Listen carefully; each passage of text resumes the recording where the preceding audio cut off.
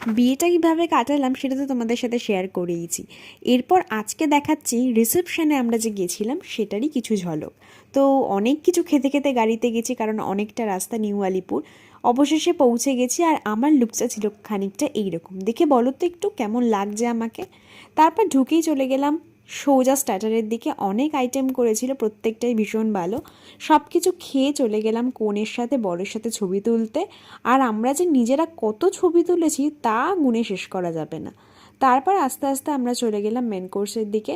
এখানে অনেক রকম সুন্দর সুন্দর আইটেম করেছিল। এই জিলাপির সাথে রাবড়িটা সার্ভ করেছিল এত সুন্দর যে বলার মতন নয়। তাছাড়া তো অনেক অনেক আইটেম ছিল। সব কিছু খাওয়া দাওয়া কমপ্লিট করে আমরা তারপরে চলে এসেছিলাম বাড়ি। এইভাবে কিন্তু আমাদের বিয়েবাড়ির সিজনটা খুব সুন্দরভাবে শুরু হলো আর কাটলো। তোমাদের এই ভিডিওটা কেমন লেগেছে অবশ্যই জানিও, আর ভালো লাগলে কিন্তু লাইক অ্যান্ড সাবস্ক্রাইব করতে একদমই ভুলো না।